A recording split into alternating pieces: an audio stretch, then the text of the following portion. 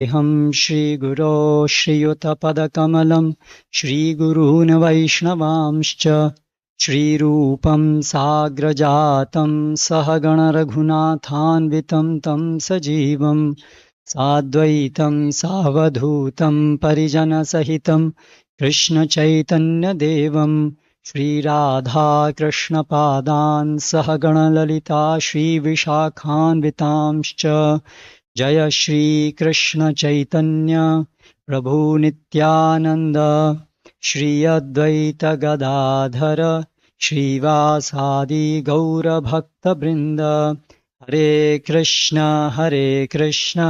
कृष्ण कृष्ण हरे हरे हरे राम राम राम हरे हरे। आज कुछ भक्तों की मंत्र दीक्षा भी है, जिसको हम द्वितीय दीक्षा या ब्राह्मण दीक्षा भी कहते हैं। जैसे कल भी हम चर्चा कर रहे थे कि कलयुग में आध्यात्मिक प्रगति की जो मुख्य विधि है वो तो भागवत विधि है। भगवान के दिव्य नामों का श्रवण और कीर्तन। ऋतेयते ध्यायतो विष्णुं त्रेतायाम यज्ञो मखई द्वापरे परिचर्यायाम कलौ तद्धरि कीर्तनात्।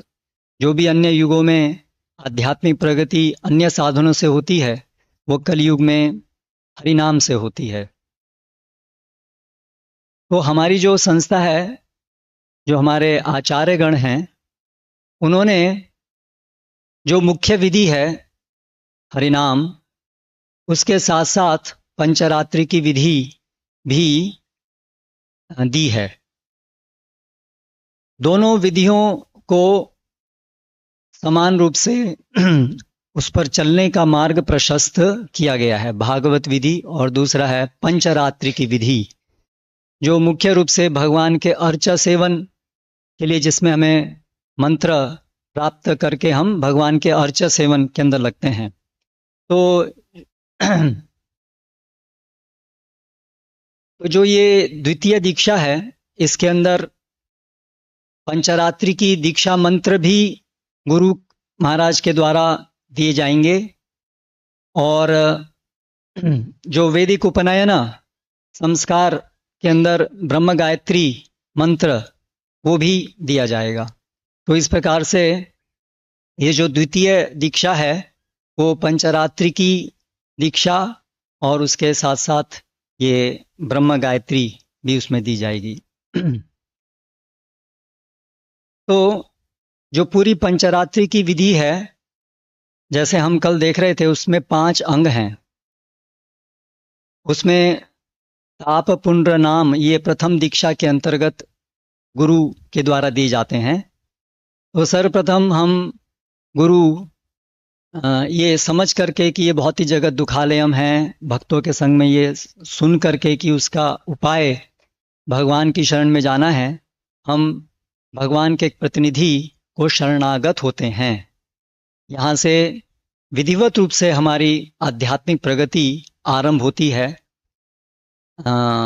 विशेष रूप से कलयुग के अंदर पंचरात्रि की विधि के अंदर गुरु उपसत्ति, भगवान गुरु की शरण लेने से, और उनकी शरण लेने के साथ साथ गुरु हमें दिव्य ज्ञान प्रदान करते हैं, जो दीक्षा के प्राण हैं, सबसे महत्वपूर्ण भाग शरणागति। और शरणागति से गुरु हमें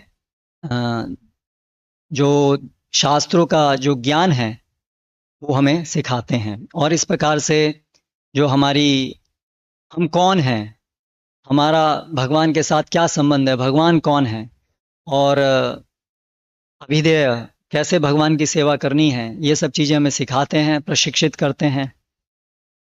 हमारा एक नाम दिया जाता है, हमारी वास्तविक हमारी पहचान कि हम कृष्णदास हैं। तो इस प्रकार से ये सब प्रथम दीक्षा के अंतर्गत ये 3 भाग होते हैं। और उसके उपरांत अभी जो ये द्वितीय दीक्षा या मंत्र दीक्षा जो होती है, इसमें जो अन्य जो दो भाग हैं पंचरात्रि की दीक्षा के, मंत्र और याग, ये दोनों चीजें यहाँ पर होती हैं। तो इसको थोड़ा सा समझने की कोशिश करेंगे। मंत्र मननात्रायते, वो जिसको बार बार मन में ध्यान करने से जो हमें जन्म मृत्यु के चक्र से जो उद्धार करता है, उसको मंत्र कहते हैं। तो हरि नाम और मंत्र दोनों में क्या संबंध है? मंत्र में भी भगवान नाम ही उसके प्राण हैं। अगर मंत्र में से नाम हटा दें तो मंत्र मंत्र नहीं रहता है। और मंत्र जो है वो अनेक अनेक प्रकार के हैं। अलग अलग देवी देवताओं जो भी अधिष्ठाता, हर एक मंत्र के अधिष्ठाता देव होते हैं, तो उनके नाम से उनका नाम उसमें होता है। तो इस प्रकार से जो मंत्र यहाँ पर जो दिया जाएगा, जो द्वितीय दीक्षा में होता है, तो उसमें एक तो गुरु मंत्र, एक गौर मंत्र और एक गोपाल मंत्र, और फिर 4 गायत्री, ब्रह्म गायत्री, गुरु गायत्री और फिर गौर गायत्री और काम गायत्री। ये कुल मिलाकर के सब मंत्र दिए जाते हैं। तो शास्त्रों में उल्लेख है कि सभी जो मंत्र हैं, मंत्र में हमने पहले ही देखा मननात्रायते, जिसको ध्यान करने से जो हमें हमारा उद्धार करता है, सभी कलमश को हृदय से हटाता है। तो सभी मंत्रों में से जो गोपाल मंत्र है,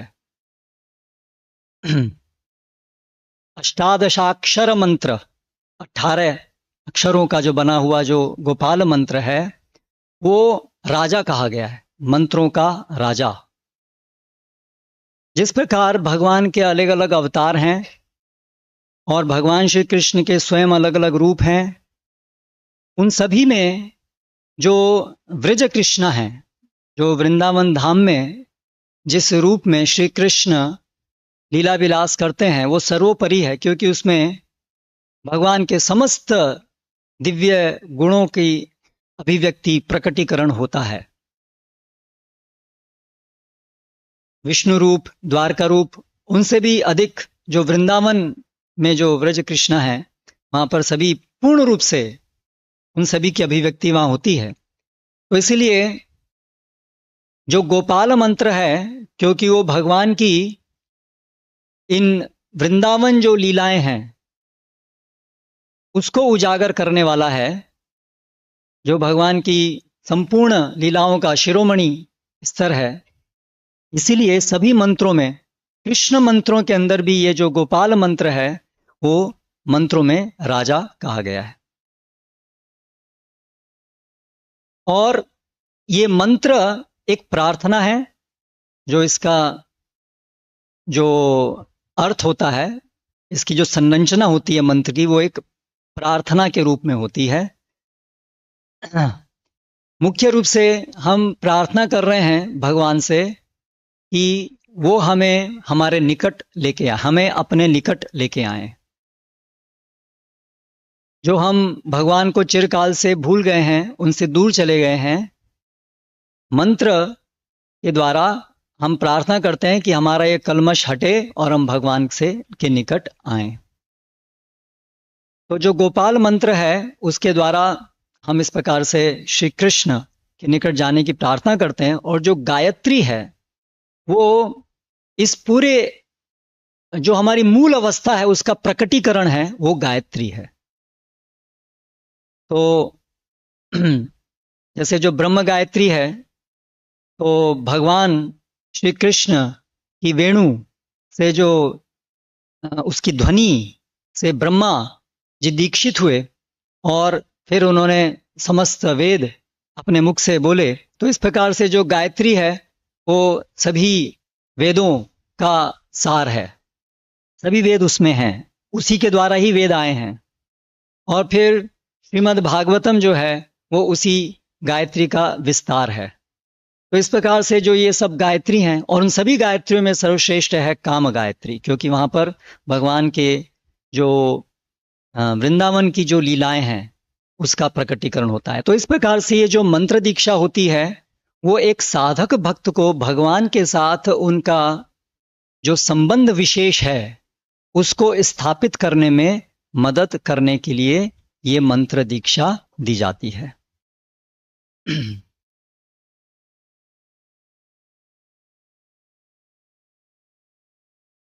जो मंत्र और हरि नाम के अंदर अगर संबंध की चर्चा करें, मंत्र का एक दायरा होता है।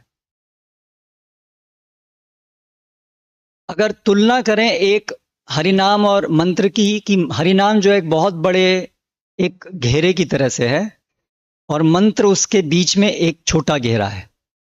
एक बड़ा घेरा है हरिनाम और मंत्र एक उसी के अंदर छोटा घेरा है। जो हरिनाम बड़ा घेरा है उसकी पहुंच बहुत बड़ी है, नीचे भी वो बहुत नीचे से आरंभ होता है और बहुत ऊपर तक जाता है।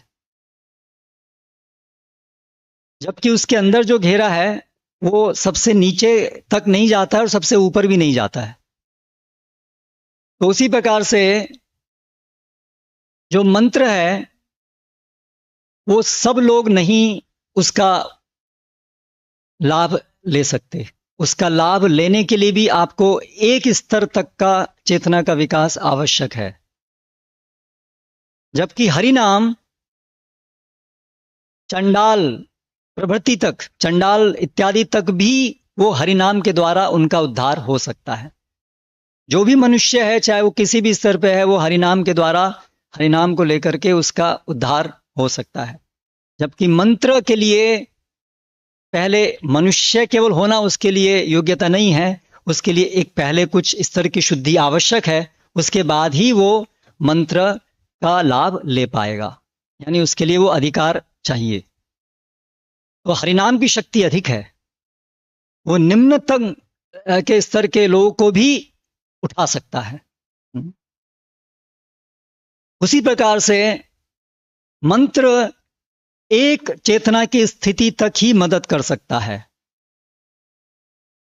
मुक्ति तक, कलमश को हटाने तक। लेकिन कृष्ण प्रेम जो प्रदान करने वाला गुण है वो हरिनाम में है। तो इस प्रकार से मंत्र का एक दायरा छोटा है और हरिनाम का दायरा निम्नतम व्यक्ति को उच्चतम लाभ प्रदान करने वाला ये हरिनाम होता है। तो इसलिए जैसे कल हम चर्चा कर रहे थे, कृष्ण मंत्र होइत होय संसारे रक्षाय, कृष्ण नाम होइत होय कृष्ण प्रेमोदय। तो कृष्ण मंत्र उससे संसार का क्षय होता है, लेकिन कृष्ण नाम से कृष्ण प्रेम प्राप्त होता है। तो फिर प्रश्न ये उठेगा कि यदि महामंत्र बड़ा घेरा है तो छोटे घेरे की आवश्यकता क्या है फिर? तो वास्तव में हरे कृष्ण महामंत्र, इसलिए उसको महामंत्र कहते हैं। इस हरे कृष्ण को, वो एक मंत्र नहीं है, वो महामंत्र है, विशेष है। तो वास्तव में एब्सोल्यूट नेसेसिटी नहीं है अन्य किसी भी चीज की, हरिनाम अपने आप में पर्याप्त है। किंतु जो श्री नारद मुनि और अन्य आचार्यगण उनके परंपरा में हैं, जिन परंपरा में हम भी आते हैं, तो उन्होंने ये जो मंत्र हैं, मंत्र पंचरात्रि की दीक्षा और दीक्षा के अंतर्गत जिसका भाग एक मंत्र है, उसको संस्तुत किया है, क्योंकि जो कलयुगी जीव हैं उनका बहुत अधिक विक्षेप है, आदतें बहुत खराब हैं, इसलिए ये मंत्र साधक को मदद करने के लिए है, शुद्ध नाम लेने के लिए। तो इस प्रकार से जो पूरी पंचरात्रि की दीक्षा विधि है वो जो भागवत विधि है उसको मदद करने के लिए है। तो इस प्रकार से ये मंत्र दीक्षा दी जाएगी। और उसके बाद याग, याग मतलब अर्च विग्रह सेवन विधि में को सिखाया जाएगा।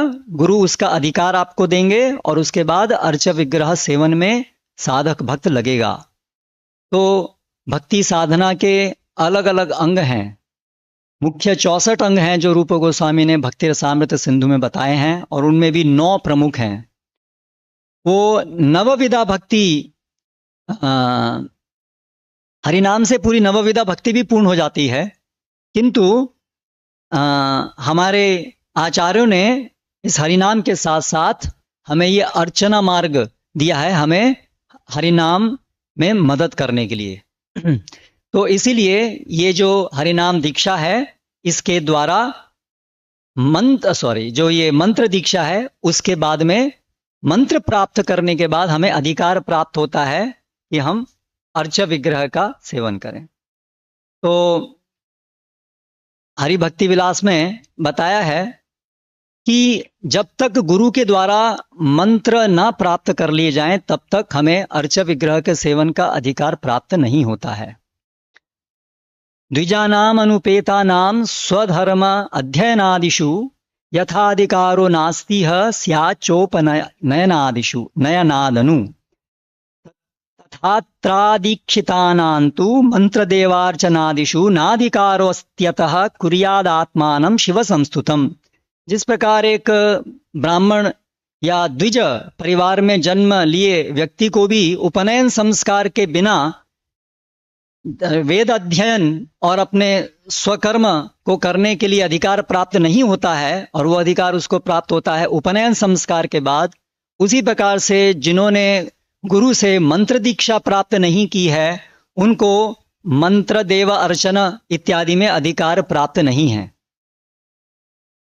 तो प्रश्न ये उठ सकता है कि अरे हम तो भक्ति भाव से अर्च विग्रह की सेवा कर रहे हैं। बहुत सामान्य है कि लोग अर्च विग्रह ले आते हैं, कहीं भी जाते हैं, भक्ति के संपर्क में आए और वृंदावन गए और वहां से राधा कृष्ण लड्डू गोपाल या जगन्नाथपुरी गए तो जगन्नाथ बलदेव सुभद्रा उनके विग्रह ले आते हैं, और उनको लगता है हम तो पूरी भक्ति से ही कर रहे हैं, तो इसमें क्या दिक्कत है। तो आगे बताया गया है, विष्णु रहस्य से उद्धृत करते हैं, अविज्ञाय विधानोक्तम हरि पूजा विधि क्रियाम कुरुवन भक्त्या समाप्नोति शतभागम विधानतः। यदि कोई गुरु से मंत्र प्राप्त किए बिना अर्च विग्रह सेवन करता है, अर्थात वो गुरु की अवज्ञा है। हमने वो जो विधि है, विधि का जो सबसे महत्वपूर्ण भाग है, गुरु के द्वारा मंत्र प्राप्त करना, गुरु से आज्ञा प्राप्त करना, गुरु की कृपा प्राप्त करना, आदेश प्राप्त करना अर्च विग्रह सेवा का, उसका हमने अवहेलना किया यदि हम गुरु से मंत्र प्राप्त किए बिना करते हैं। तो भले ही हम भक्ति से कर रहे हैं, भले ही हम अभिषेक कर रहे हैं इत्यादि सारी, हो सकता है हम विधियां सब कर रहे हों, लेकिन विधि का सार है गुरु से प्रार्थना करना, और गुरु हमें जब मंत्र दें, आज्ञा दें, तभी हम अर्च विग्रह सेवा कर सकते हैं। अगर हम नहीं करेंगे तो हम भक्ति से करने पर भी, विधान इत्यादि पालन करने पर भी उसका हमें लाभ बहुत बहुत कम मिलेगा। शतभागम, 100 में से मान लीजिए 1 भाग मिलेगा, वो भी नहीं मिलेगा। तो इसीलिए नितांत जरूरी है कि अर्च विग्रह की सेवा दीक्षा, मंत्र दीक्षा के बाद ही होनी चाहिए। तो ये दीक्षा इस प्रकार से मंत्र और उसके बाद फिर अर्च विग्रह सेवन। तो यहाँ पर जो भक्तों को दीक्षा दी जा रही है विशेष रूप से अर्च विग्रह सेवा का, उनकी जो सेवा करने के लिए, और साथ साथ जो भगवान के साथ हमारा संबंध है उसको और अच्छे से उजागर करने के लिए ये दीक्षा दी जा रही है। तो ये तो हुआ पंचरात्रि की दीक्षा मंत्रों के विषय में, अर्च विग्रह सेवा के विषय में। अभी इसके साथ साथ एक और चीज जो यहाँ पर हो रही है वो है ब्रह्म गायत्री देना, उपनयन, उपवित प्रदान करना। तो इसके पीछे क्या कारण है, क्यों ये दिया जाता है? तो भक्ति सिद्धांत सरस्वती ठाकुर से पहले जो वैष्णव थे, वे इस पंचरात्रि की दीक्षा के साथ में इस प्रकार से ये प्राप्त नहीं करते थे, ब्रह्म गायत्री और उपनयना। लेकिन भक्ति सिद्धांत सरस्वती महाराज ने इसको आरंभ किया शास्त्रों के आधार पर और समय की आवश्यकता को देखते हुए, क्योंकि उनको एक मुख्य आदेश प्राप्त हुआ था उनके गुरु महाराज श्रीला भक्तिविनोद ठाकुर से कि वे दैव वर्णाश्रम की स्थापना करें, जिसके अभाव में जो वैष्णव समाज है वो अधोगति को प्राप्त हो रहा है। सहजिया एक तरफ और जात गोसाई दूसरी तरफ, जो वास्तविक श्री चैतन्य महाप्रभु की महान शिक्षाएं हैं उसको स्थापित वो विखंडित हो गई हैं। तो इसीलिए भक्तिदान सरस्वती महाराज ने ये जो विकृत रूप जो वर्णाश्रम का चल रहा है, समाज में चल रहा था उस समय तक, विशेष रूप से आज भी है, उस समय बहुत अधिक था, जिसके अंदर पूरे वर्ण का विचार वो केवल जन्म के आधार पर ही बन गया था। वास्तव में शास्त्रों में हमेशा से अंततः जो वैदिक विधि है, जिसके अंदर वर्ण के द्वारा जो हम कार्य करते हैं, वर्ण के अंतर्गत जो हम अपने कार्य करते हैं, धार्मिक कार्य करते हैं, भगवान की सेवा इत्यादि के कार्य सब करते हैं, अनुष्ठान करते हैं, वो सब कार्य के द्वारा आध्यात्मिक प्रगति जो होती है, वैदिक मार्ग संस्कारों के द्वारा जो प्रगति होती है, वैदिक मार्ग उसको कहते हैं। उसके अंदर वर्ण के अंदर क्या क्या सबके कार्य हैं स्वभाव के तहत वो करना जरूरी है। तो वो जो वर्ण विचार है उसमें गुण और कर्म ये सबसे केंद्र में है। जन्म भी एक इंगित करता है निश्चित रूप से वर्ण को कि उसके पिता कौन है, लेकिन वो निर्णायक नहीं है।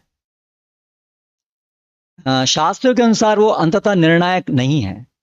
सामान्यतया जब वैदिक संस्कृति अपने उत्कर्ष पर थी, जब सभी संस्कार समुचित रूप से पालन किए जाते थे, विशेष रूप से गर्भाधान संस्कार पालन किया जाता था, तो ऐसा सामान्यतया होता था कि ये निश्चित किया जा सके कि पिता कौन है, कौन से वर्ण का है, और उस कुल में सभी संस्कार इत्यादि होने के कारण ये संभावना अधिक रहती थी कि अगर पिता जिस वर्ण का है तो पुत्र भी उसी वर्ण का होगा, और इसीलिए उस प्रकार की शिक्षा उसको आरंभ से दी जाती थी।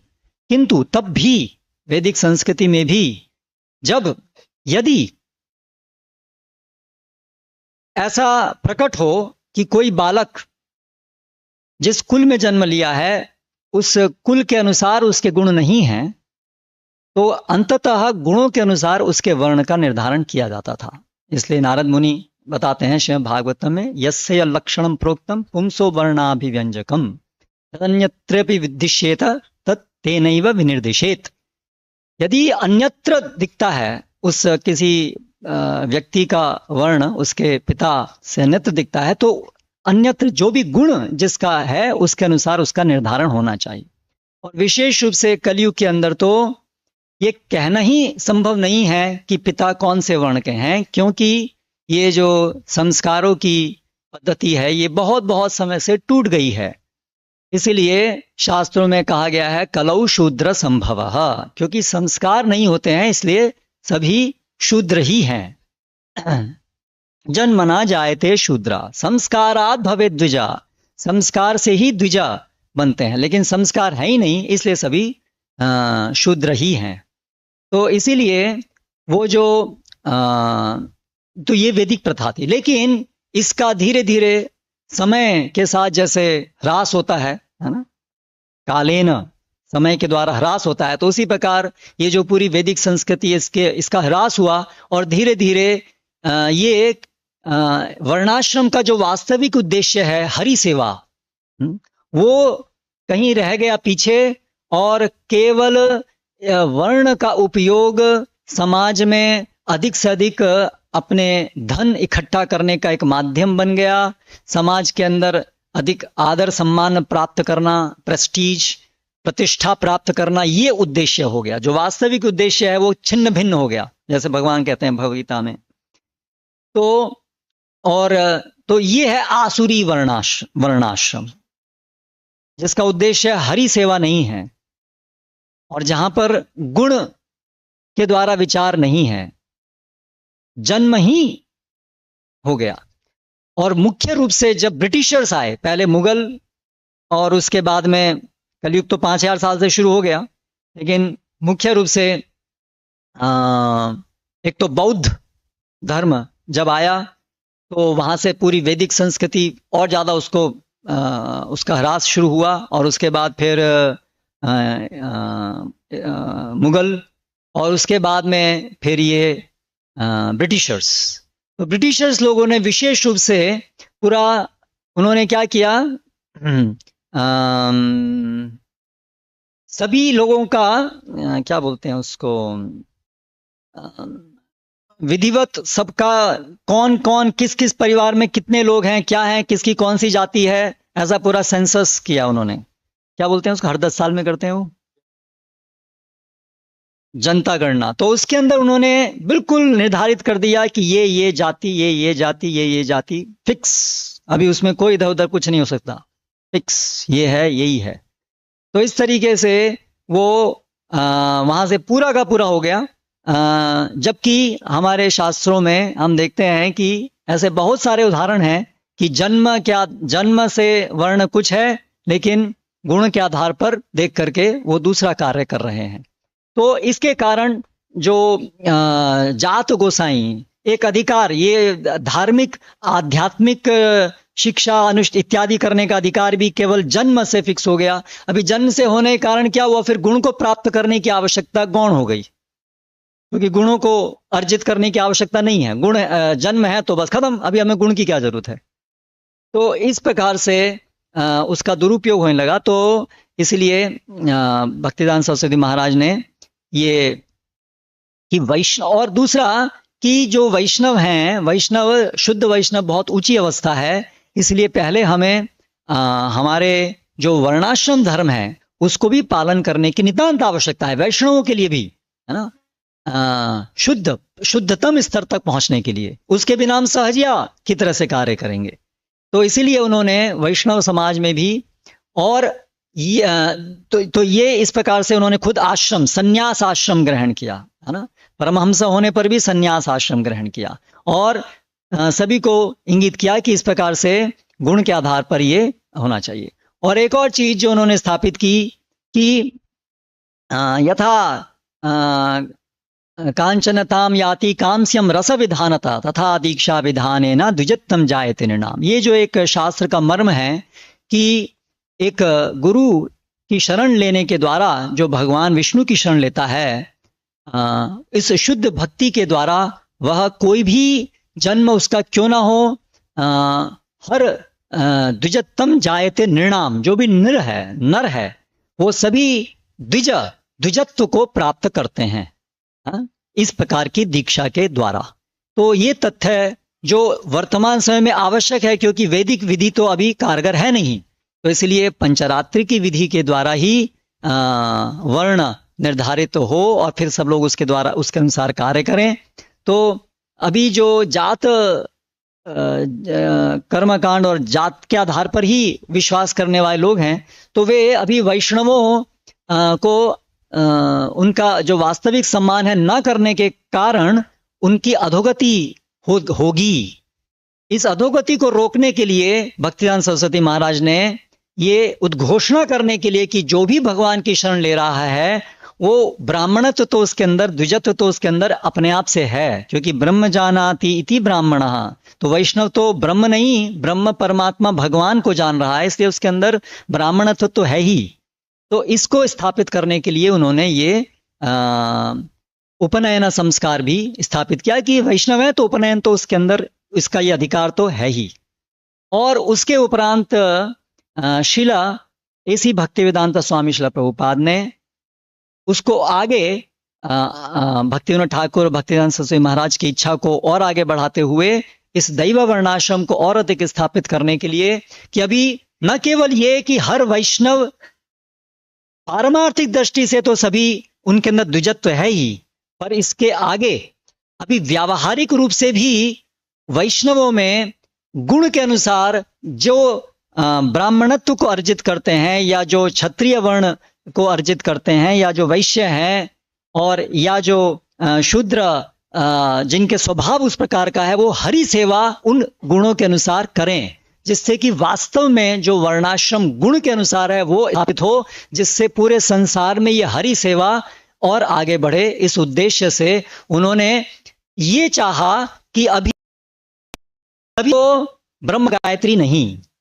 ब्रह्म गायत्री उन्हीं को पंचरात्रि का मंत्र हर वैष्णव को जो भी भक्ति में दृढ़ता से पालन कर रहे हैं उनके आगे प्रगति के लिए अर्च विग्रह सेवन के लिए दिया जा सकता है। लेकिन जो ब्रह्म गायत्री है वो केवल उन्हीं को जिनके अंदर गुण भी हैं प्रकट ब्राह्मण के, वो तो इसलिए आज जो यहाँ पर जो अभी दीक्षा हो रही है, जो पुरुष हैं उनको ये ब्रह्म गायत्री यहाँ पर दीक्षा हो रही है, तो अभी उनके लिए बहुत बड़ी जिम्मेदारी है। ये समझा जा रहा है गुरु महाराज के द्वारा कि आप लोगों के अंदर एक ब्राह्मण के गुण हैं।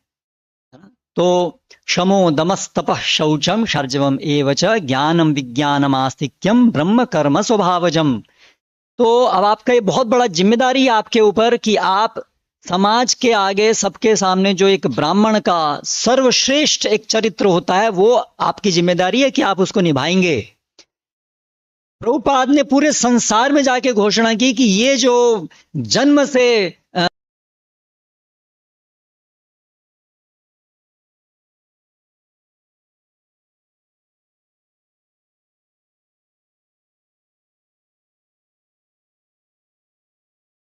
और उसके अंदर फिर वो गुण अगर नहीं हो और वो उसका कार्य नहीं करे, तो फिर शिला प्रभुपाद जो पूरा आंदोलन जो प्रभुपाद बता रहे हैं, जो भक्तिवेदांत सरस्वती महाराज और भक्तिवेदांत ठाकुर कह रहे हैं कि दैव वर्णाश्रम, वो कहाँ गया फिर। इसीलिए गुरु महाराज इतने अधिक उसमें स्ट्रिक्ट हैं कि बहुत सावधानी से देख करके वास्तव में जिनके अंदर ब्राह्मण के लक्षण उपस्थित हैं उन्हीं को ही ये ब्रह्म गायत्री दी जानी चाहिए। तो शमो दम, तो इंद्रिय निग्रह, आजकल के इस स्मार्टफोन एज के अंदर चरित्र को रखना भी इतना मुश्किल हो गया है, ये स्त्री पुरुष इतना फ्रीली मिक्सिंग हो गया है। तो आप जो भी सबके सब भक्तों के लिए, लेकिन विशेष रूप से जो ब्राह्मण दीक्षा ले रहे हैं, आप ये बिल्कुल जान लीजिए, बिल्कुल प्रतिज्ञा कि आप ये कुछ भी उल्टा सीधा स्मार्टफोन में देखना, आपका आचरण जो है वो बिल्कुल परफेक्ट होना चाहिए। समाज संसार देख रहा है आपको कि आपसे वो चाहता है कि आप आदर्श रूप प्रस्तुत करें, कि आपका चरित्र आदर्श होना चाहिए। ये अपेक्षा है जो लोग ये ब्रह्म गायत्री आज ले रहे हैं। और चरित्र और ऑफ कोर्स भगवान की सेवा के अंदर दृढ़ता वो तो है ही, वो तो भक्त होने के नाते होनी ही चाहिए, और उसके साथ साथ ये चरित्र शुद्ध होना चाहिए। और जो ब्राह्मण के जो गुण हैं उनके अंदर कोई ईर्ष्या द्वेष नहीं होता है, पैसे पीछे भागना नहीं, उनको निस्वार्थ भाव से भगवान की सेवा ही उनका आनंद है, और परोपकार, अन्य सबका परम हित हो, यही उनका जीवन है ना। उन्हें कहाँ से क्या मिलेगा, मेरा खाने का क्या होगा, ठीक है खाने की आवश्यकता है, उसके लिए वो कुछ प्रयास करें, लेकिन उनका जीवन जो है वो खाने के लिए नहीं है, उनका जीवन धन अर्जित करने के लिए नहीं है, उनका जीवन परोपकार के लिए। इसको ब्राह्मण कहते हैं। इसलिए जिनको ये आज ब्रह्म गायत्री मिल रही है वो अपनी इस जिम्मेदारी को समझें कि आप ये शपथ ले रहे हैं कि आपका पूरा जीवन केवल और केवल परोपकार के लिए ही जाएगा। आप स्वार्थी नहीं हो सकते, अपने स्वार्थ के लिए आप कार्य नहीं करेंगे। तो ये सब कुछ चीज़ें हैं जो ध्यान में लानी चाहिए। इसके साथ मैं समाप्त करूंगा, अभी गुरु महाराज आएंगे, तब तक हम लोग कुछ कीर्तन इत्यादि कर सकते हैं। ओके, हरे कृष्णा। श्रील प्रभुपाद की जय।